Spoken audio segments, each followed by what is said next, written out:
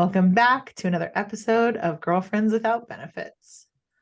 Hello. You guys, we are talking about something today that we all have. Any guesses? What does everyone have? What does everyone have? I feel like the list is long on that one. I know. Something comes to mind and it's another one of those terrible jokes. Exactly. That was the goal. No, we are talking about families, whether adopted, whether biological, whether you love them or you hate them. Mm-hmm. We all have some sort of family of origin. Mm-hmm. Yeah, we do. Absolutely. And not to be too typical, but it's true that the holiday season can bring up a lot of, pressure points, so to speak, when it comes to family. I was going to say shit, but I like pressure points. My mind went shit too, Cass. And Jade's like, how do I not say that? How do I put it lighter? Pressure points. Just feels like it's not even always, even if it's not shitty, it's still pressure points, Even if you're looking forward to seeing said family, it can still cause pressure. Or even if you wish you were and you're not. Mm-hmm. Or Exactly. even if you're glad you're not. Mm-hmm. Exactly. Or even if you are, but you wish you weren't. There's something for everyone in this episode. Absolutely. Awesome. So, let's start with, what are you guys doing for the holidays? Which one? Just all of them. I don't even know. I don't even know the answer to that. Yeah. What are you doing for Thanksgiving and Christmas, Kaylin? Just the four of us. Yeah. Both? Mm-hmm. Well, we will be traveling to see my parents after Christmas, the week in between, or a couple days in between Christmas and New Year's. But that's it. We're staying here. We have some family coming to town to visit us the week before Christmas, but for the actual holidays, just us. Nice. Yeah. How about you, Cass? Well, Thanksgiving will be gone long before this podcast airs.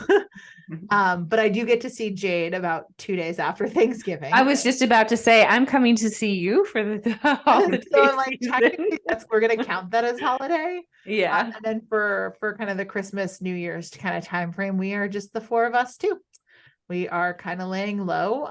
We might go down to like Freeport and just do like a little family ice skate shop, hot cocoa type scenario. But we have very little plans and I'm so excited about that. Wow. Sounds like you guys are mitigating said family drama by just saying. So Jade, what are you doing for the holidays? No, mine's great too. Like Thanksgiving, which will be done by the time this podcast airs, but Eric's family, which is about 30 people, and it's actually always a really good time. It's the sweetest fam. And in your home? No, we do it at Eric's grandma's house. Yeah, 30 people in my house. There's no way 30 people are gonna fit.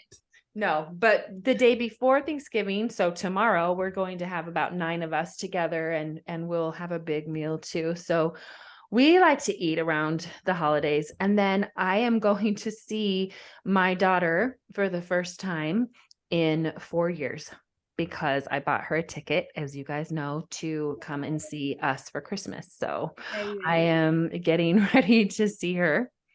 But I think that I want to add that, like, you guys know that recently there's been a huge tragedy in my family, and that has just kind of altered my perception of, things that would really bother me or have bothered me before in my family. Like, you find when there's kind of tragedy, it's like it alters your perspective. Right? So there was a death in my family, and I did just spend a lot of time with family, and my mom has been here recently, and that was really hard, but really good. Like it's Yeah, you just went through a revolving door of all the family before holidays. before the holidays. Exactly. So that's kind of what I'm saying. Like that realization and all of the stuff and the drama that's happened in my family and in my life in the last couple of months have given me this fresh perspective on like just thankfulness for family, right? Even when it's hard. Oh, yeah. Yeah. Yeah. Yeah. Yeah. I think we all have different family dynamics from our families of origin. And so it is so interesting because the holidays are hard for me. Haven't lived near my family for a long time now.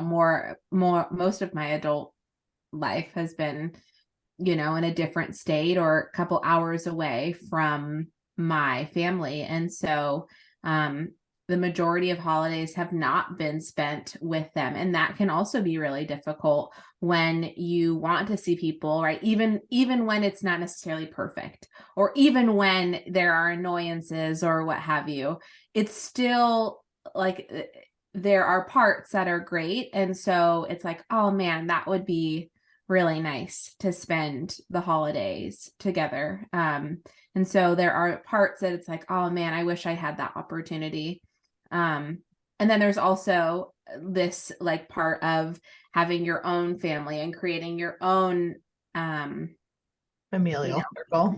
exactly. Yeah, but your own traditions, and there's something kind of sacred about that as well.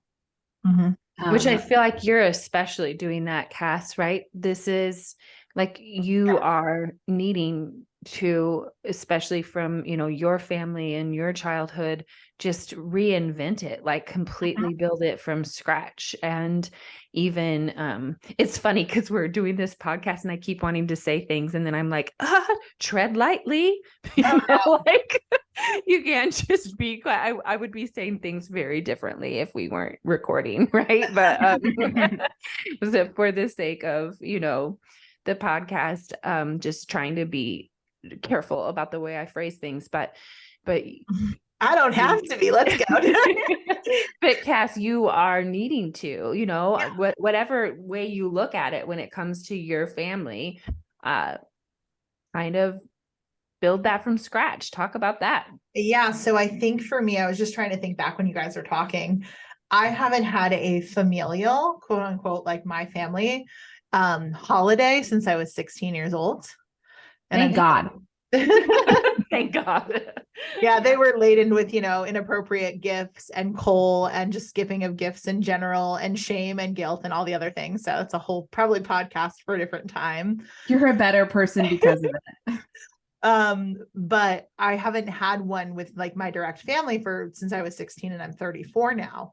So it's been a minute. But I really think since Diana has been born, so this is her, I think technically 6th Christmas kind of season.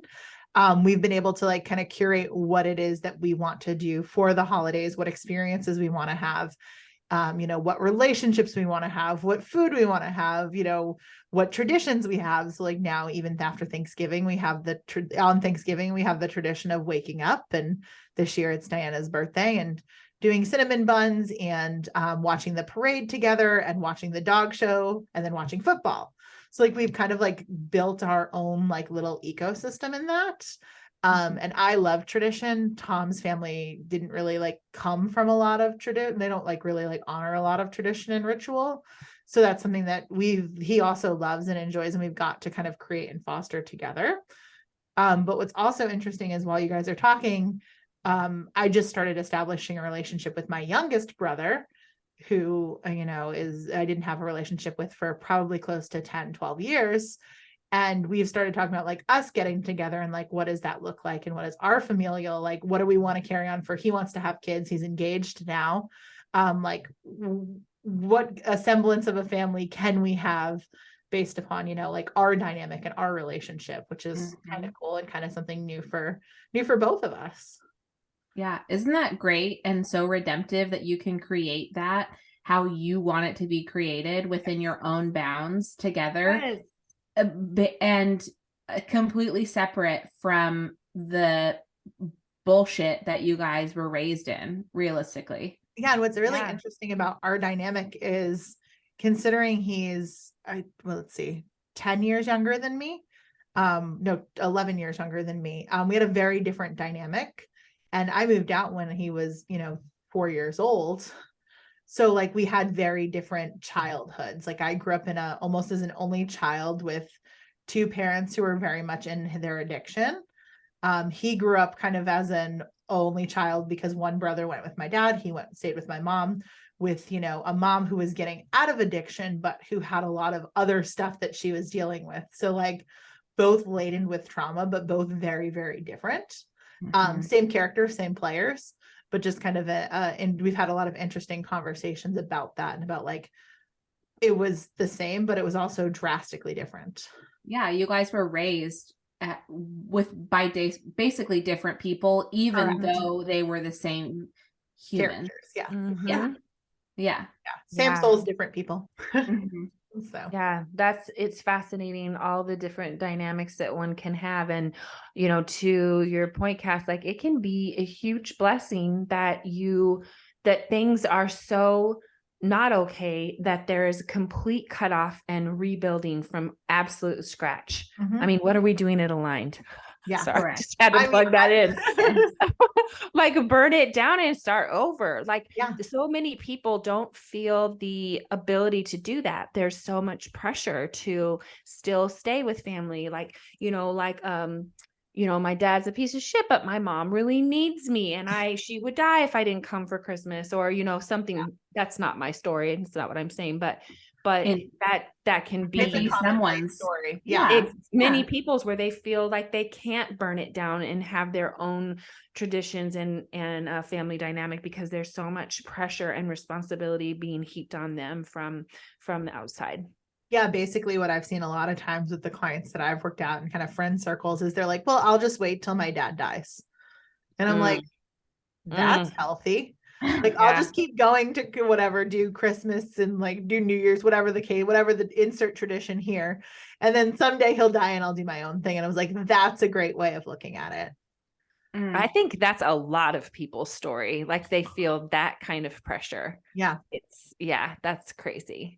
And I feel like it's funny because I feel like society kind of, on top of the familial pressure, society layers a level on it.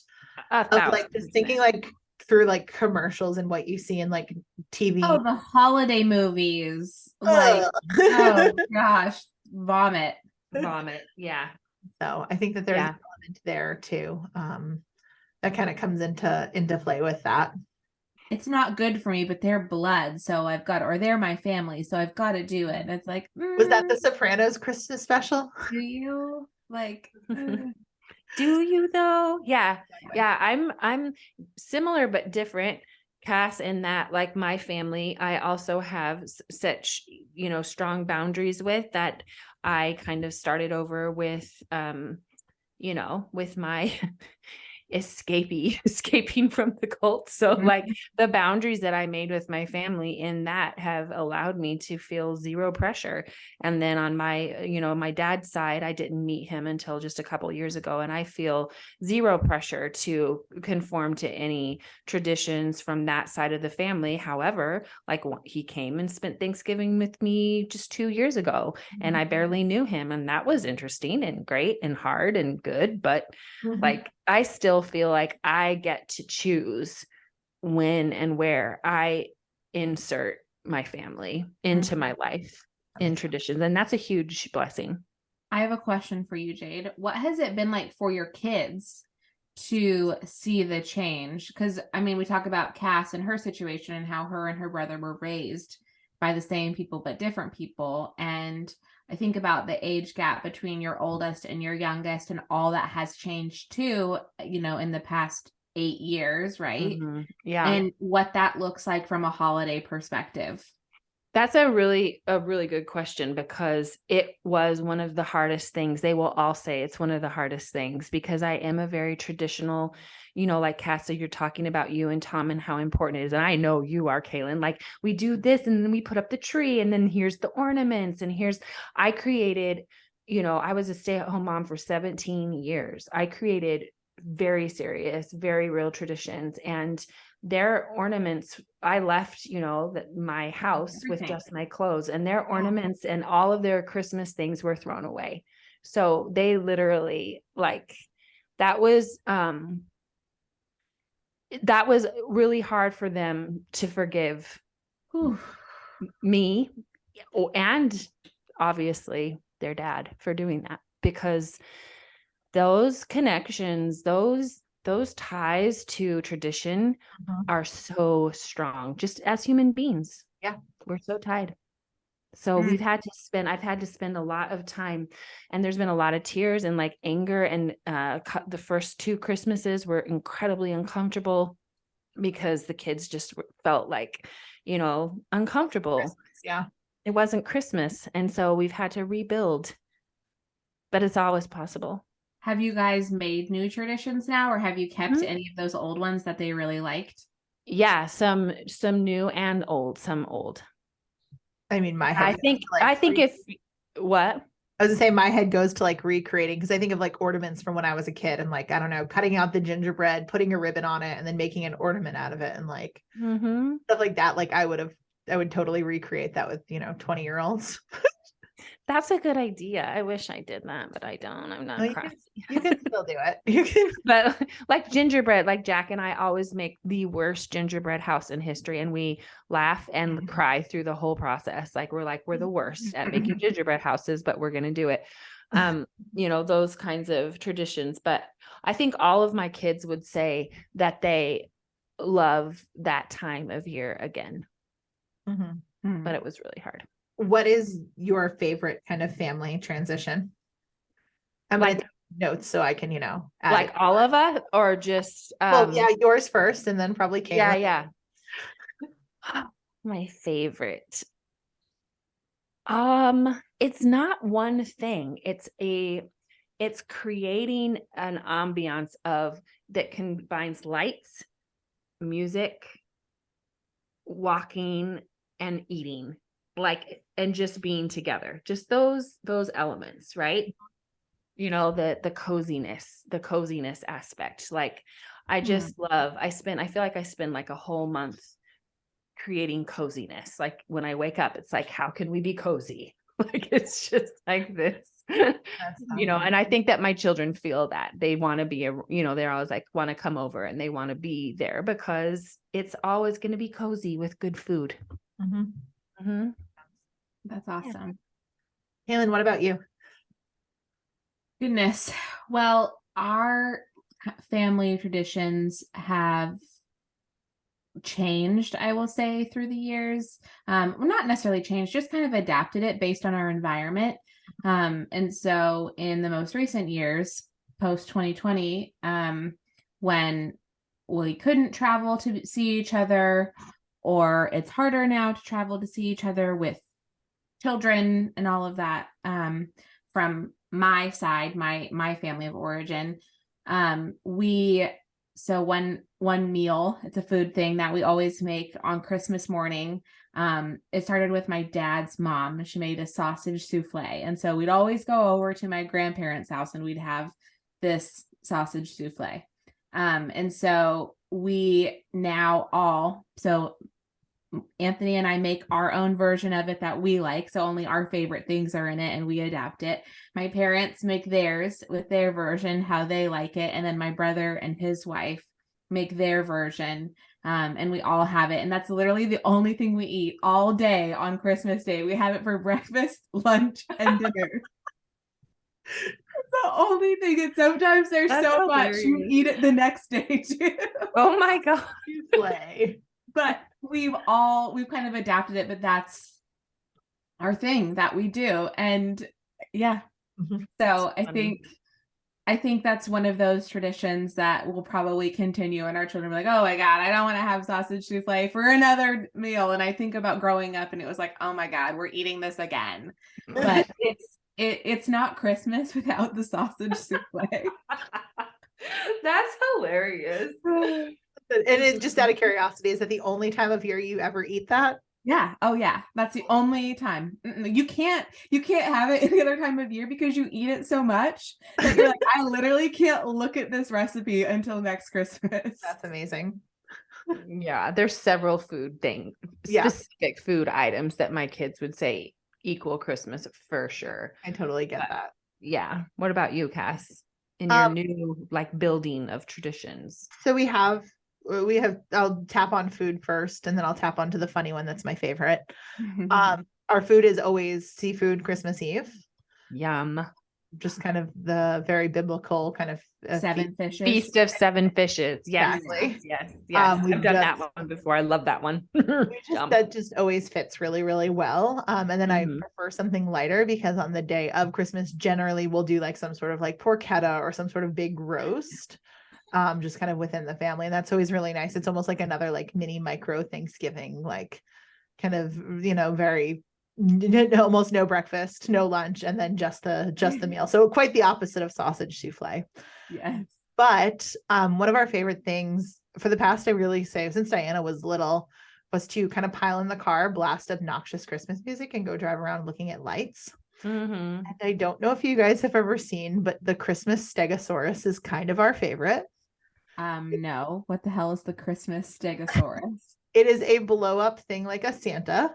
But it is a Stegosaurus, and he has a hat on, and he has a scarf wrapped in amongst his plates. So we go Christmas Stegosaurus hunting, and we try to find we drive around until we can find as many Christmas Stegosauruses as possible. Are there multiple Christmas Stegosaurus in North Carolina? One year we did find 5. Wow. Oh, dang. I don't know if I've ever seen one. Oh, I'll put a link in the show notes so you guys can see the Christmas Stego. That's his nickname, is Christmas Stego.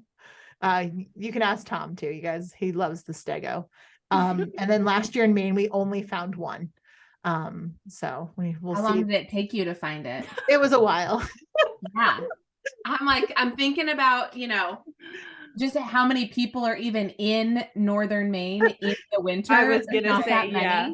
Yeah. And then to think about the ones that decorate, and then to think about the ones that would have the Christmas Stegosaurus, like it's that. like finding a needle in a haystack, but we all get absolutely. You took the words from my mouth. I mean, Diana will literally sit there as we're driving around and go, not a Stego, not a Stego. So we found a Christmas T-Rex one time, but it wasn't the same. So Not a Stegosaurus. anyway, that's never one of our seen little one. traditions. Like I said, there'll be a link in the show notes if you want to see a Christmas Stegosaurus. I'll actually scroll back on Instagram or on my camera roll and try to find some of the pictures of them too over the years. So That's you guys cute. can laugh at Stegos with us. So Love it. yes. Well, that's beautiful. I think that there's, no matter what perspective you're coming from, there are beautiful things and hard things. And then there's people who are just like, I'm not fucking celebrating either one of them at all anymore. And that's okay too. I did that for a couple of years. I feel like that's sometimes part of the process of figuring out what it is. I had a Grinch year too. Yeah. I wasn't going to decorate. I didn't want to do anything. And it's funny, Anthony, I came home from work one day and he had like decorated our whole townhouse. And he was like, we can't not have a Christmas tree. We can't not do this. And I'm like, I don't want it. I'm not doing it. And I came home from work and he like put up a tree and decorated it and stuff. And he's like, we have to do it. But like, you go through times. Oh my God. There's the Christmas Stegosaurus. If you are watching YouTube, you will see it. Exactly. You're welcome, YouTube channel. And just for the sake of, we started doing this on December 18th, 2016. So it was actually cool. It was actually even before Diana was born. That's awesome. I love it. Christmas Stego it is. Okay. I found Wait, 2018. She was definitely born. December 18th, 2016. Oh, 16. Yeah. Yeah, it was a year She wasn't even in utero yet. Nope, she wasn't. But there's Stego. There she may be. There are hats. Pardon me. There are hats on each of the plates, not a scarf. That's hilarious. And there are many people that have those. I Had no clue. Didn't know, had no clue. Yeah. Yeah. So whether you're Grinching it, whether you're rebuilding, whether you're just Eating love every sausage bit of it. soufflé. Yeah, there's a million different ways to do it. I'll send you guys photos of sausage souffle on Christmas morning so you guys can really experience it. I'm I just excited. don't know. Let us know your traditions over on Instagram.